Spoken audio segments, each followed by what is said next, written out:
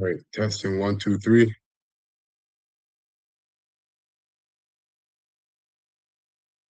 All right, testing 1, 2, 3. All right, Shalom. First and foremost, I want to start off this lesson by giving all praises and honor and glory to Yahweh, Bahashem, Yahweh Shai, Bahashem, Raha Kadash. Double honors to the apostles, bishops, and elders of Great Millstone rule well and have taught me his word in truth and sincerity. All right, peace and mercy to the hopeful elect, starting with 144,000, or rather to the elect. All right, starting with 144,000, and innumerable multitude as well that believe. All right, and as well as that's pushing his word in truth and sincerity across four corners of the earth. I'm your fellow servant of the month of JMS Toronto, coming at you once again with another live lesson. It's going to be another edition of Doomsday Prophecies. All right, of course, like always, connecting world events to Bible prophecy to strengthen the faith of the elect, as well as chatting down Babylon the Great, all right, aka America, which is synonymous with the empire of the Edomites, the Edomite Empire. All right, we're almost out of here, man. This thing is these prophecies are unraveling more and more, and extremely and faster than we believe. As the scriptures say, our salvation is faster than or sooner than we sooner than we believed. Roughly paraphrasing. Okay, so I see the title for this Doomsday Prophecy edition is Oligarchy of Babylon and the Least of the Flock. Okay, the Oligarchy of Babylon and the Least of the Flock. And if you're tapped in to the Holy Spirit, you should know the least of the flock is code for you know who. All right, the TTs. All right, tiny tots. Okay, and let's get this word oligarchy first. Okay, so it says form of government in which supreme power is vested in a small exclusive class. Okay, and this is why we always talk about the top wicked elite. Okay, invested to a small exclusive class, and really that's just the left hand side of the right hand side, right? Because on the right hand side that would be the elect, and even smaller the 144,000, right? Because it says a form of government. Okay, and the 144,000 will be the government ruling class of the nation of Israel. It says government by few, so few, small, little, you get the point. Now, this guy here, geopolitical economy report. It says this is oligarchy. Elon Musk becomes world's first trillionaire with SpaceX IPO. Now we know, all right, those of us that understand the truth, that Elon Musk is definitely not the world's first trillionaire. All right, he's just a stooge and a puppet for the real masters.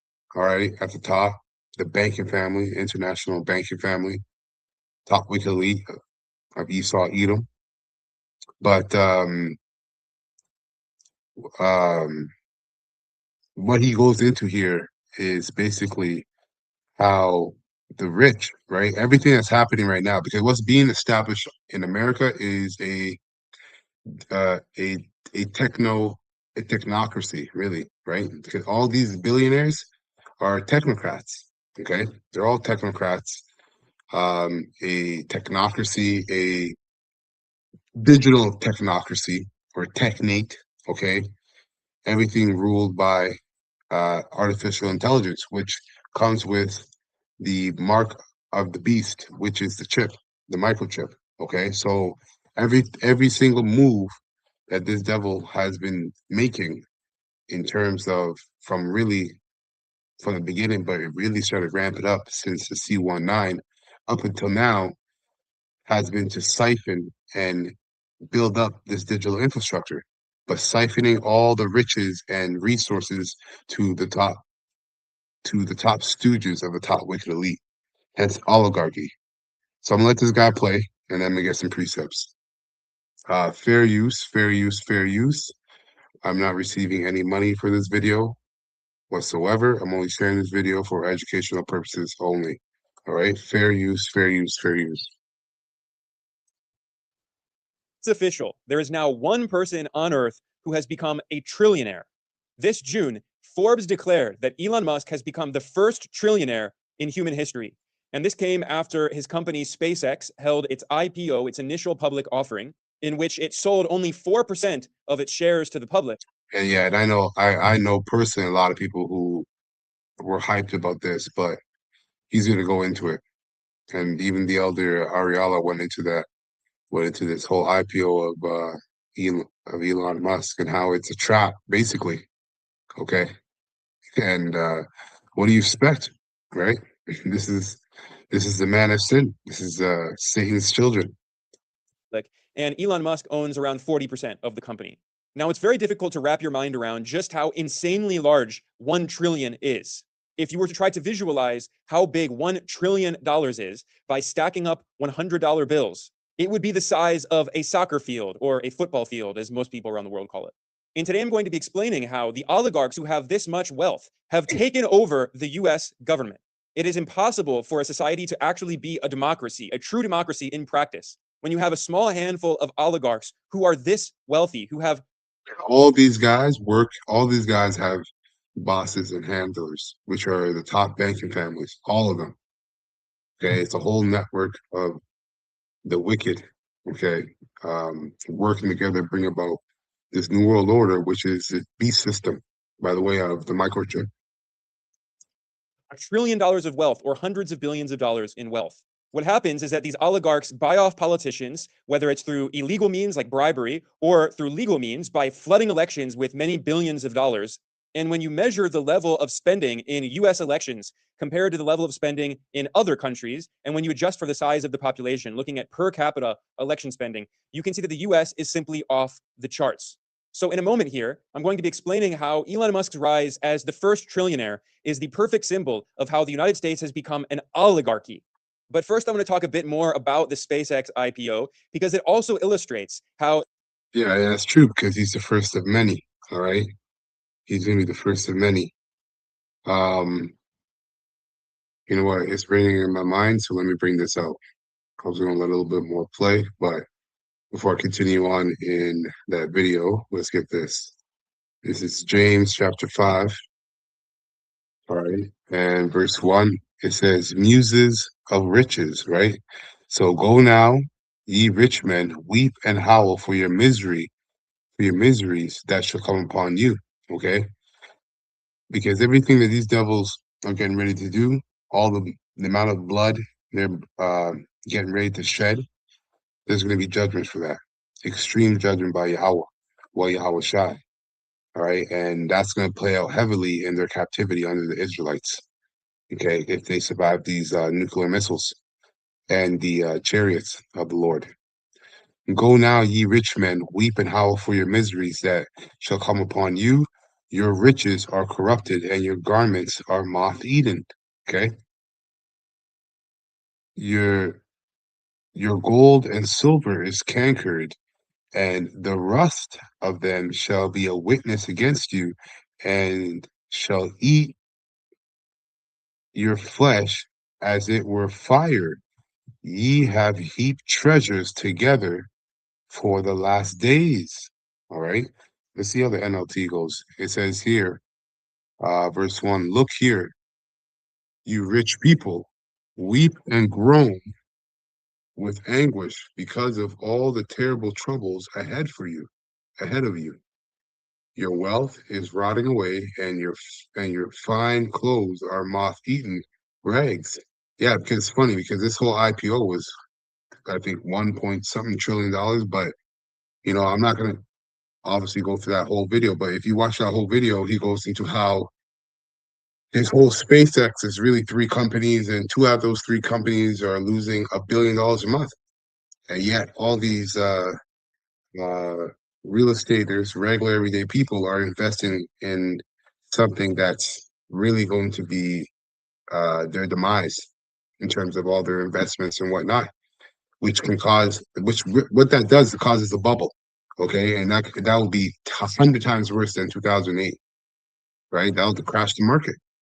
But hey, all praises. It's not like we're not looking for this. All right, so Verse 2, it says, your wealth is rotten away, and your fine clothes are moth-eaten rags. Your gold and silver is corroded. The very wealth you were counting on will eat away at your flesh like fire. Okay? So all you Israelites that like to focus on your money and chase the bag, all that's about to be snatched. It's being snatched right before your eyes. They're getting ready to, give you basically programmable money where they can cut you off from certain foods. To you having too much meat, you're cut off from meat for 2 weeks. Okay, inching away at getting at the microchip, the MOTB. Okay, so it says the very wealth you were counting on will eat away at your flesh. Oh, your mouth is going working. This corroded treasure you have hoarded will testify against you on the day of judgment. Come on now, that mouse all of a sudden frozen.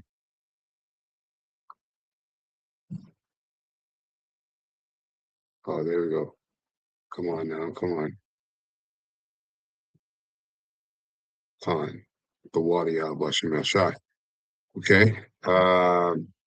Verse 4, it says in NLT, for listen, hear the cries of the field workers whom ye have cheated of their pay. Okay, all these data centers are making people's utility bills go right up to the roof while their water on top of their food by Kill Gates and everything else, the air is all everything else is being polluted, right? And we're all going through it under these devils, man. The cries of those who harvest your fields have reached the ears of the Lord Yahweh of heaven's armies. Okay, you spent your years on earth in luxury, satisfying your every desire. You have fattened yourselves for the day of slaughter. That's all that's going on. Okay, you have condemned and killed innocent people who do not resist you. All right, so let's go back here. This I'm gonna skip ahead. Let's go.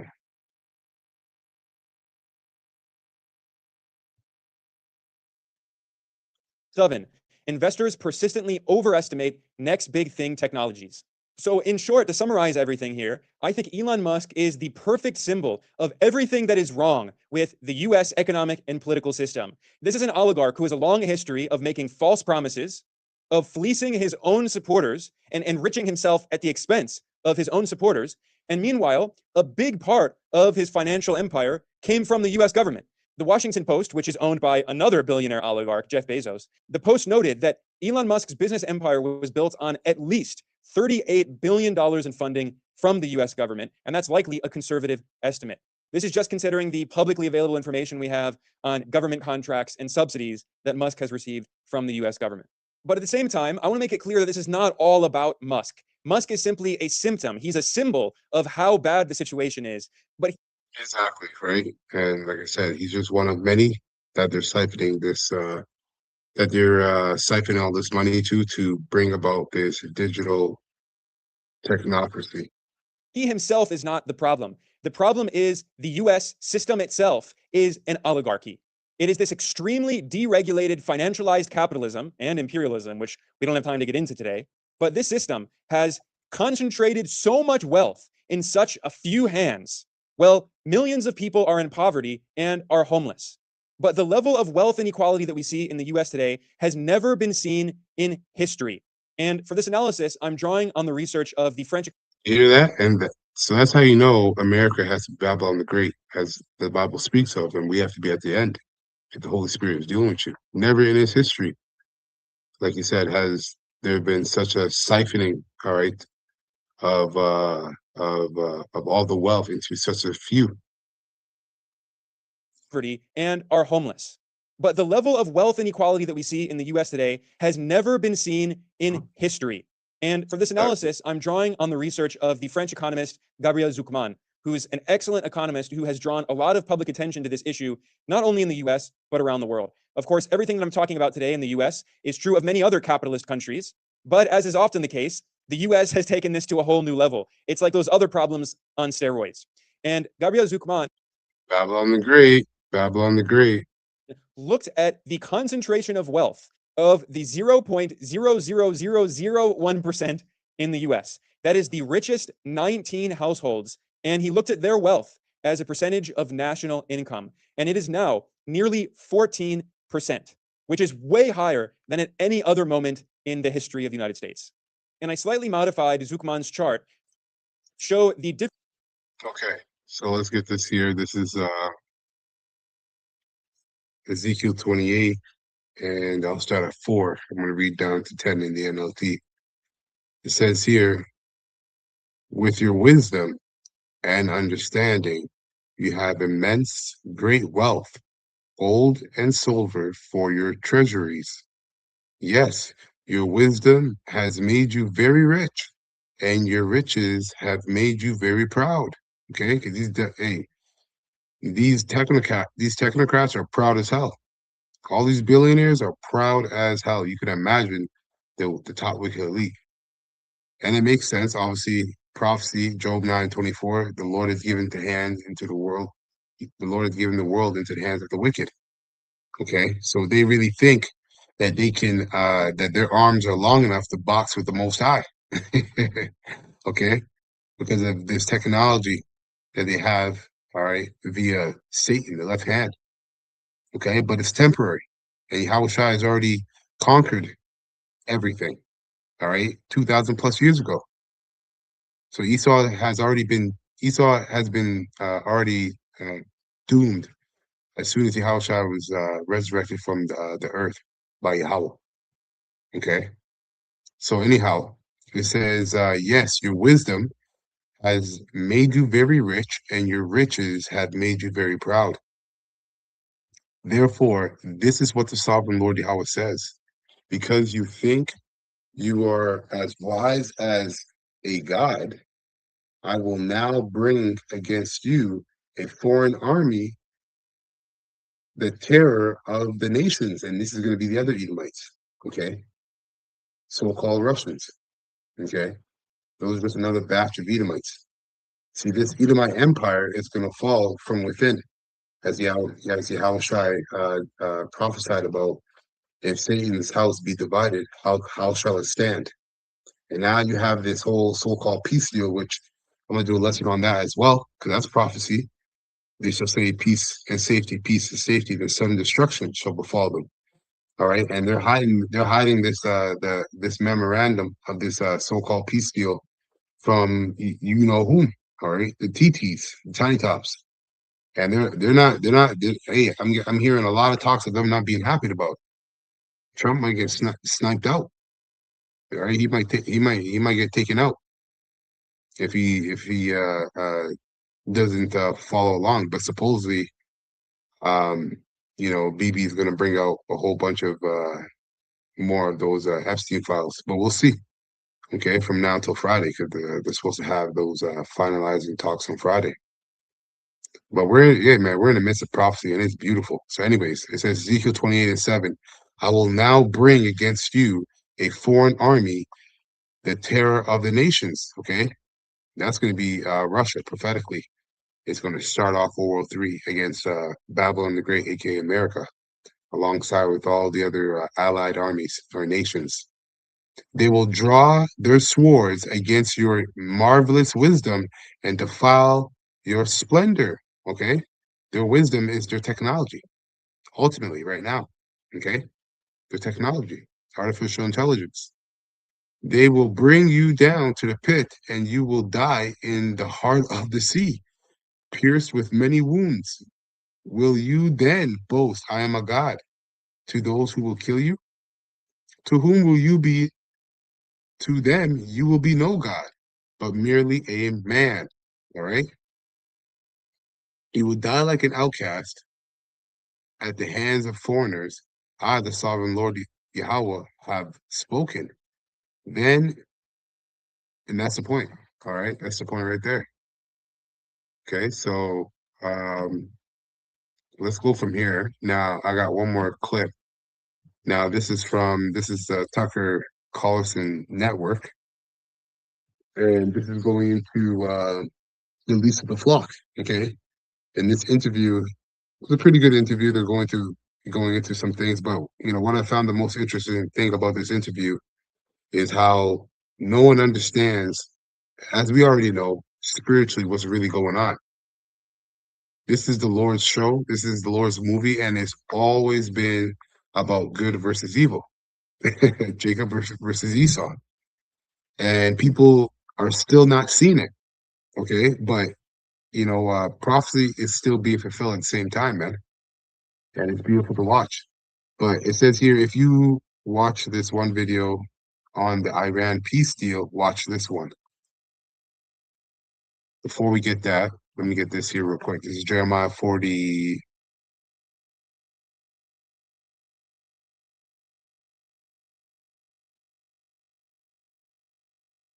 Jeremiah 50. Okay, Jeremiah 50.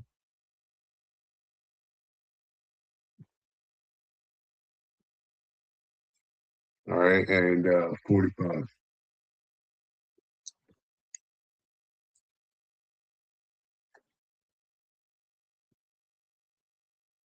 Okay, Jeremiah 50 and 45.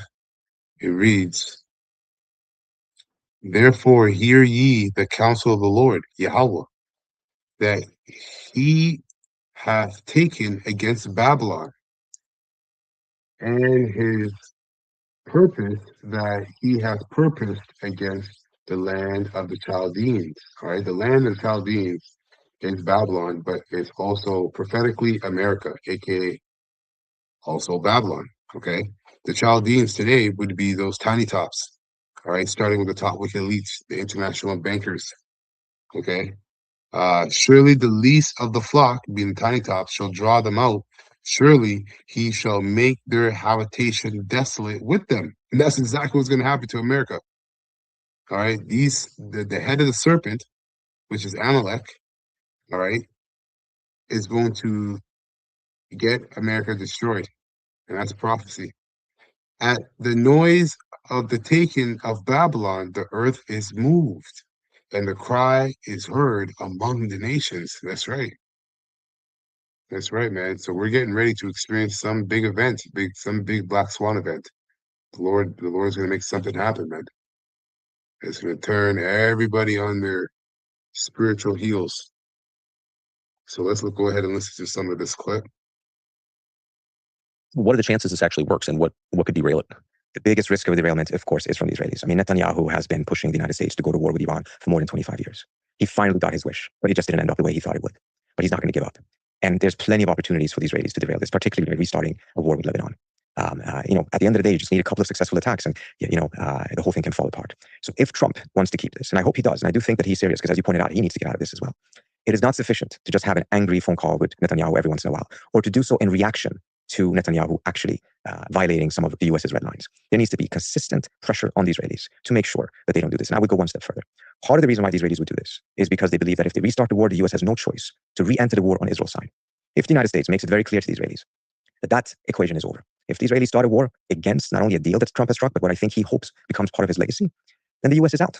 And the Israelis are going to have to deal with the Iranians on their own, which I don't think they can do. Without all of the support of the US, particularly the defensive support in terms of shooting down Iranian missiles that are heading towards Israel, the Israelis cannot tolerate a war with Iran for very long. So if they know that they cannot drag the US in, their incentives for sabotaging the deal will also diminish, because the outcome that they're looking for is no longer secured in any way, shape, or form. So I think Trump has that ability, and I think proactively he should make it very clear. If Israel restarts another war with Iran, regardless of how it starts, the US is out. What do you think the Chancellor of the United States would? So now, what these people don't understand is that Trump doesn't have the power that they think he has. And this is what I mean by people not understanding what the hell is going on, even though it was right before them, because the Epstein files came out. The Epstein files showed you, if you gathered any kind of information, okay, or any kind of sense, that the whole United States government, all right, and really world, all right, is corrupt when it comes to the pedo and doing all kind of other corrupt things and defiled things. So when you go into Epstein, Epstein was working for the Rothschilds. That's all in the files. He was working for the Rothschilds. Okay, and he basically uh, uh, um, was like a secret agent for them to entrap all these different politicians, okay, and important people of America in positions where in the future, when they need them to do what they need to do to fulfill their agenda of the New World Order, they get it done. Or else you get taken out, or all the stuff that you don't want to come out comes out on you. That's how this devil works. And that's just all throughout the scriptures. And the prophets, starting with the apostles, the bishops, and elders of the great millstone, have been teaching this from time, man. And people still don't get it, but that's okay. That's okay. The Lord told us that these people are in gross darkness, man.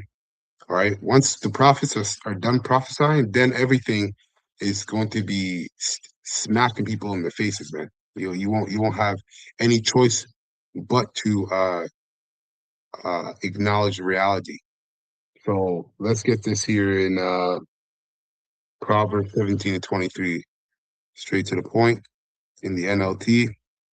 I'll read in King James and then NLT. It says, a wicked man taketh a gift out of the bosom to prevent the ways of judgment. Okay, and that's all that's going on with Trump. All right, he's a wicked man, another Edomite, right? That took bribes and was involved with a lot of.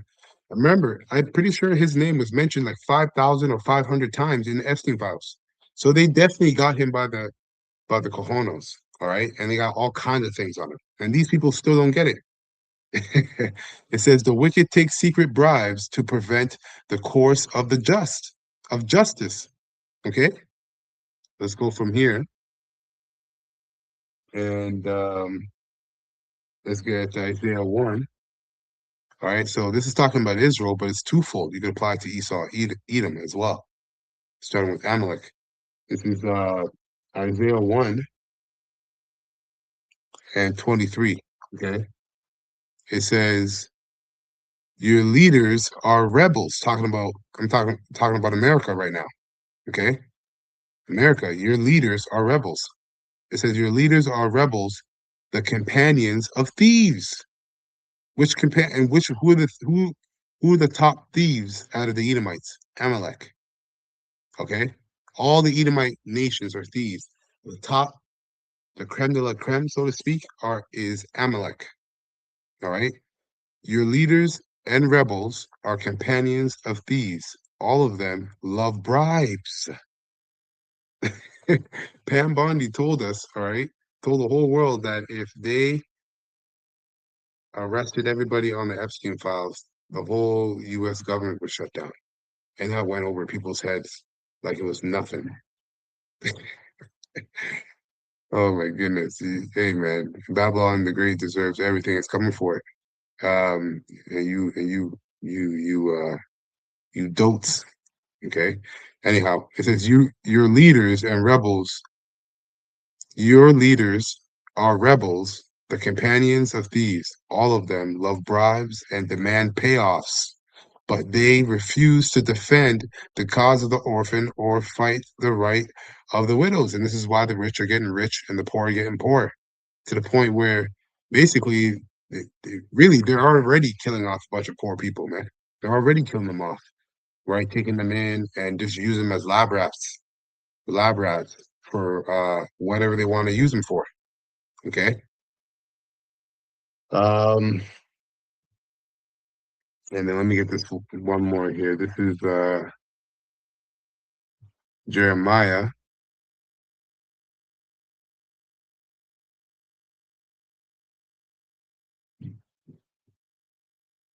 Jeremiah 22.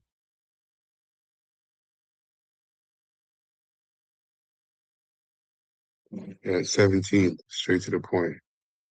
Jeremiah 22 and 17. In King James it says, but thine eyes and thine heart are not but for thy covetousness, and for to shed innocent blood, and for oppression, and for violence to do it. Okay? These devils, man, they're all in cahoots with one another. Okay, now they're all on the same level? No. But they're all in cahoots with one another in terms of doing wickedness. But they trick each other and they kill each other, just like the Roman emperors.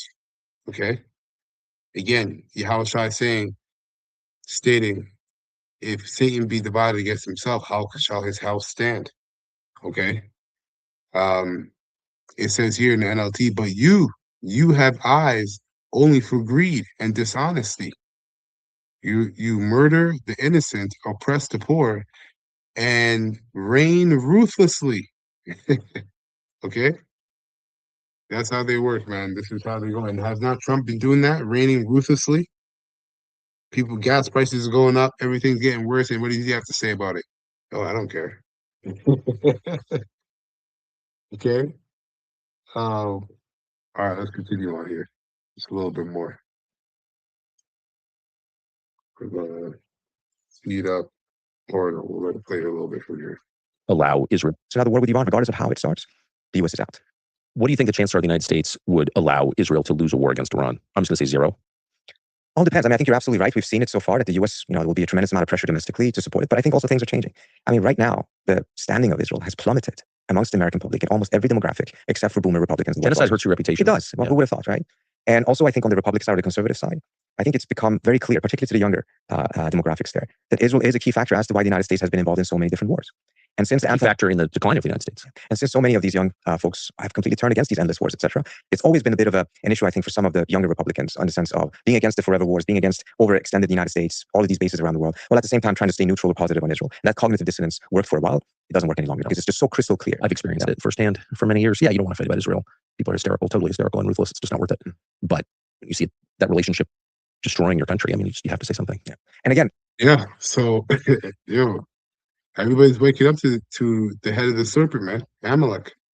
That cognitive, he said, that cognitive dissonance wears off for a while. Okay, that's Jeremiah 50:7, the wine of Babylon. Okay, and that's the spirit of the Lord, man, because the truth is coming out. That's the power of the words of Yahweh Shem Shai.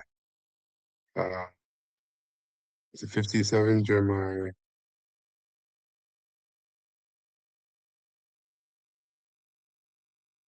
Wine of Babylon. 49. Let me see here.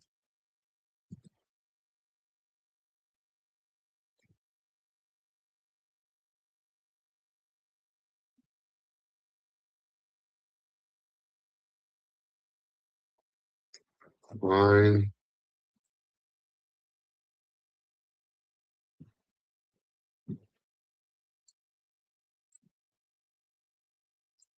You should know this off heart. Yeah, 51:7. Jesus. Jeremiah 51:7. Babylon has been a golden cup in the Lord's hand that made the whole earth drunken. Okay. The nations have drunken of her wine, therefore the nations are mad. Okay. And that's what you see happening. This is fulfilling. All right. They're sobering up and they're pissed off. Enough is enough.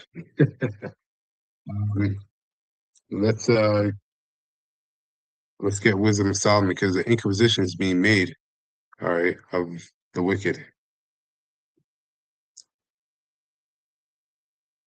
This is Wisdom of Solomon, chapter 1, okay, verse 7. It says, "For the Spirit of the Lord, Yahweh Shem Shai, fills the world, and that which containeth all things has the knowledge of the voice. Therefore, he that speaketh unrighteous things," that's all the devil has done, all right, since the Lord has given him the earth, all right, blasphemous things, unrighteous things cannot be hid, neither shall vengeance, when it punisheth, pass by him. Okay? For inquisition shall be made into the counsel of the ungodly, and the sounds of his words shall come unto the Lord for the manifestation of his wicked deeds. And that's what you see happening. The Spirit of the Lord is filling the earth, all right, because of the truth that's being spoken by his prophets. All right. And now everybody, that veil, those strongholds are being broken. All right. The veil is being lifted. And just before a judgment is enacted, what happens? There's a sentencing process. And that's what we're in right now. We're in that sentencing process of Esau Edom. He's being pointed out. You have the prophets of the testimony testifying, and he's being sentenced to his doom, to his destruction. He's on his way out. So now, as this happens, we're waiting for that judgment. Okay. Let's go from here to Jeremiah 49.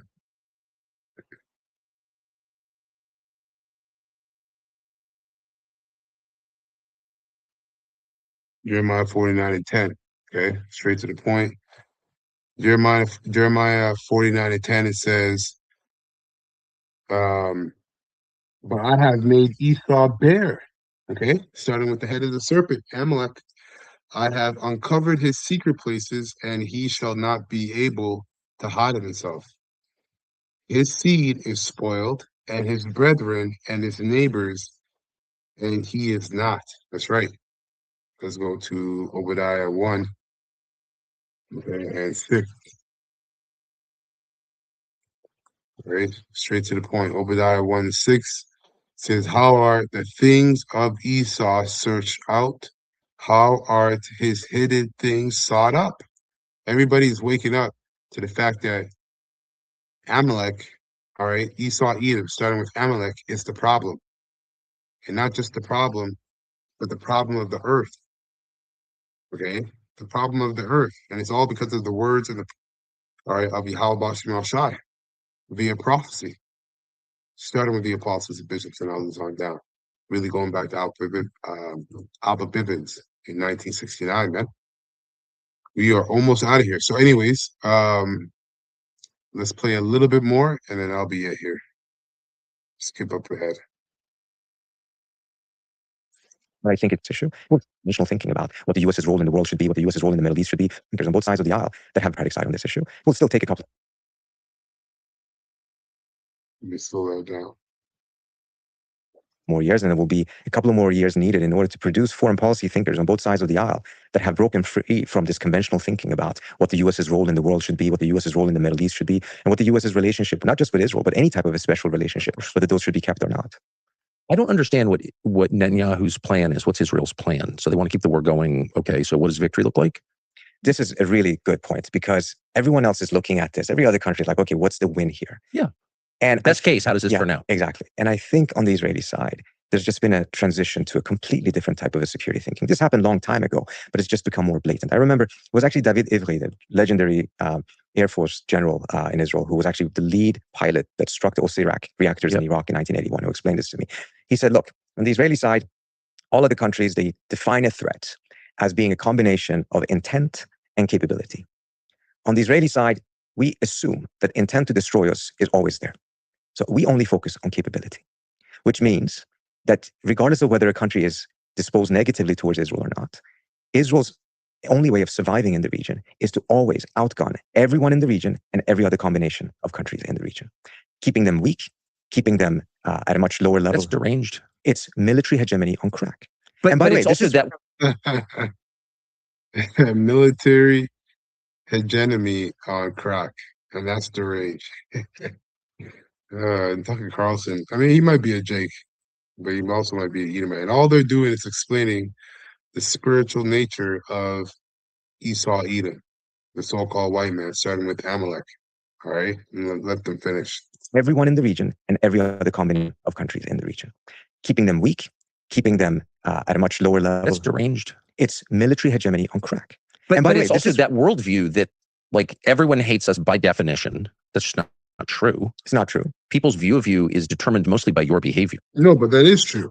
See, again, going back to my earlier point, these people don't understand that this is spiritual. That is what's in his heart. All Edomites, starting with Amalek, all right, have that in their spirit. And it goes back to I'm gonna get it. I'm gonna let him finish. By definition.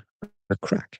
But by the way, it's also that worldview that like everyone hates us by definition. That's just not true. It's not true. People's view of you is determined mostly by your behavior. Okay, that's just a fact of life that applies not just to Israel. Yes, but if your behavior since since the beginning has only been wickedness, rob, rape, and murder, well, what do you think people are going to think about you? You're going to spend all types of money and time and energy on hiding that history and tricking people, like the scriptures say. Even Satan, all right, can transform himself into the angel of light. But now you're being exposed, okay? And all you Edomites are going to go down with Amalek, okay? He's just the head of the serpent. To you and me and every other living person. But if you go into any scenario, if you go to a cocktail party imagining everyone at the party wants to kill you, Yeah, you're not gonna have a good time. you're crazy. That's crazy. So look, there's been an experience that they've had that I think has contributed to it. I agree with you that I don't think it's healthy. I don't think it's good. And also, historically, I don't think we can see any examples of any country, particularly a small country, being able to pursue that doctrine successfully for a very long time. Right. It's not a good survival strategy. Now, they think it is the only way to survive. But what this has done, Yeah. and this, Okay. So let's get these last two precepts. This is Genesis. It all goes back here. Genesis 4:13.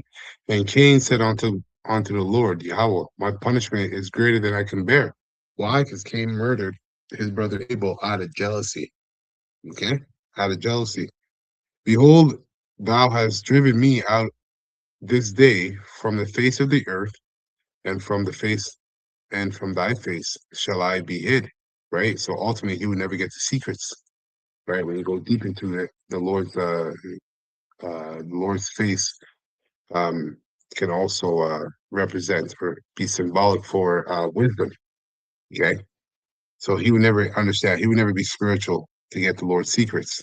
Okay, and from the face shall I be hid, or favor as well as favor, and I shall be a fugitive. Okay, and a vagabond in the earth.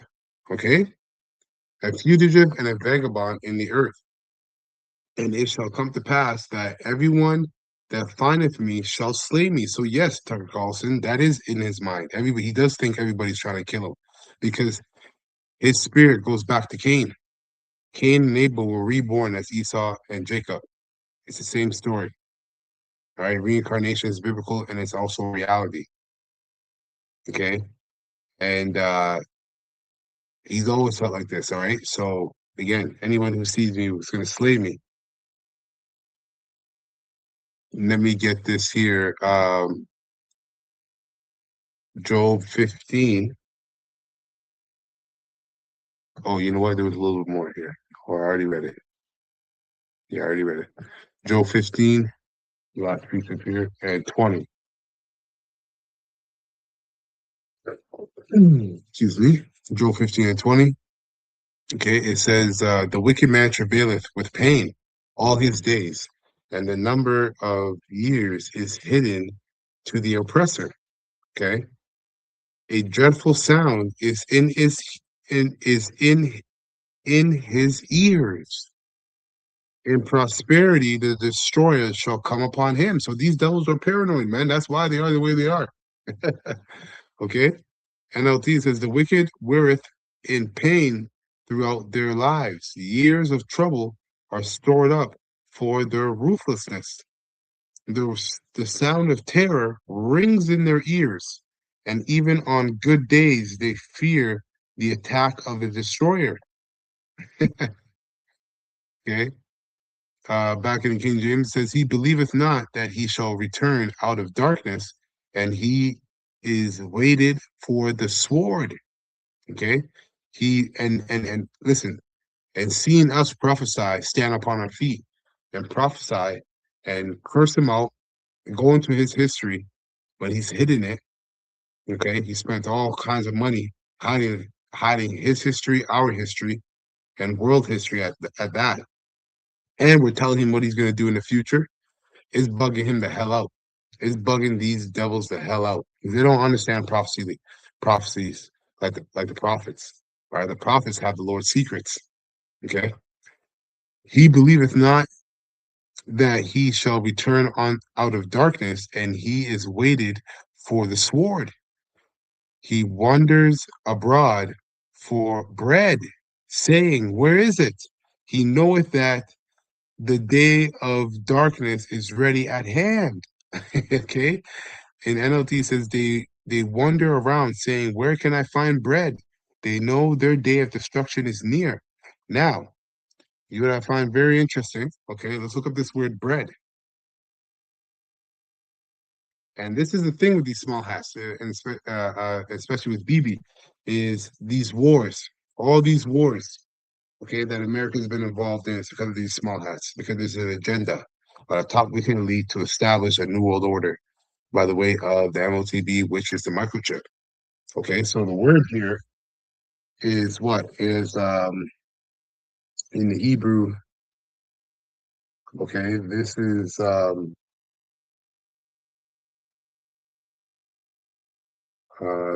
la lacham lacham. Yeah, lacham. Yeah, lacham. Like Bethlehem. Bala bayafacham. I should have known that by heart. Okay, but when you go into the root word, right, etymology, lacham, right?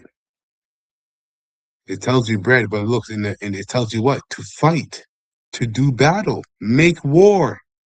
Okay? So this is why they do what they do. It's in their spirit to make war, to make fight, to do battle, right? To engage in battle, wage war. Okay? That's these devils ever since, all right, they've been given power. They've always waged war. The Greeks, war. Romans, war. All the other empires, Spanish Empire, British Empire, Germania Major, Germania Minor, America, war. Okay? Amalek, war. Says he wanders abroad for bread, saying, where is it? He knoweth the day, he knoweth that the day of darkness is ready at hand, at his hand. Trouble and anguish shall make him afraid. They shall prevail against him as a king ready to the battle. NLT says the dark day terrifies him. They live in distress and anguish like king preparing for battle. For he stretches out his hand against Yahweh and strengthens himself against Almighty, because they know that their judgment day is coming. They know Yahweh Shah is coming back. All right. He runneth upon him, even on his neck, upon the thick bosses of his bucklers. NLT it says, verse 25, for they shake their fist at Yahweh, Bashim Shai, defying the Almighty, holding their strong shields.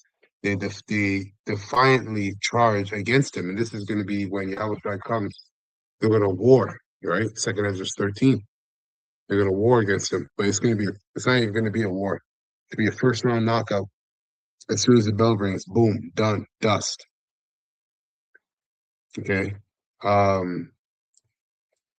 It says, because he covereth his face with his fatness, right? His riches, his resources, technology, and maketh caloops of fat on his flakes, and he dwelleth in desolate cities,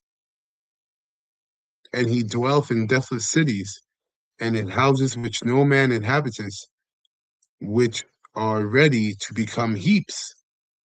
He shall not be rich, neither shall his substance continue, neither shall he prolong the perfection thereof upon earth. And this is what they're trying to outrun.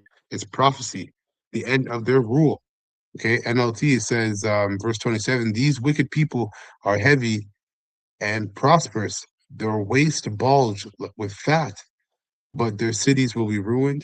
They will live in abandoned houses that are ready to tumble down.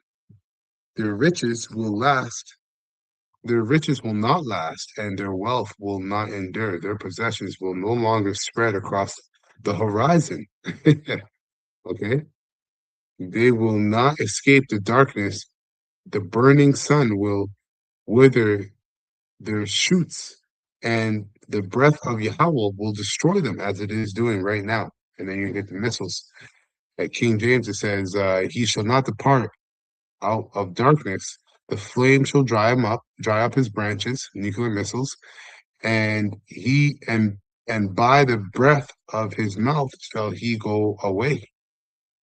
All right. Also, captivity, man. Captivity is going to be it's going to be likened to a fire. That's going to be hell for these Edomites. All right, that's real hell for these Edomites. Let not him that is deceived trust in vanity, for vanity shall be his recompense. All right. NLT, let them no longer fool themselves by trusting in empty riches, for emptiness will be their only reward. They will be cut down in the prime of life. Their branches will never again be green. right? That's the scripture saying. Another chapter in Job, I think Job 20 or Job 5, in the fullness of his sufficiency, he shall be in straits. Okay? It's not going to work. They will be like a vine whose grapes are harvested, because he ultimately wants to live forever. They're trying to fight for their birthright back, and it's not going to work. Okay? It's not going to happen. Harvest too early, like an olive tree that loses its blossoms before the fruit can bloom. For the godless are barren. Their homes enriched through bribery will burn. They conceive trouble and give birth to evil. Their womb, it produces deceit. All right, so these devils are through. These devils are through. It's done. Everybody's on to you. Hurry up and make your move. And whatever you do, all right, it's already prophesied for you to do it. All right, so with that, I'm going to close. Lord willing, this lesson was straightforward and edifying to the elect rather. We give all praises and honor and glory to Yahweh, Bahashim, Yahweh Shai, Bahashim, Rafa HaKadash. Double honors to the apostles, bishops, and elders, and great millstone who rule well. And I've taught me this word in truth and sincerity. Peace and mercy to the elect, starting with 144,000 on down. All right, that's pushing this word in truth and sincerity across the four corners of the earth. Abba, Kwama Sha'ala, and Shalom to the elect.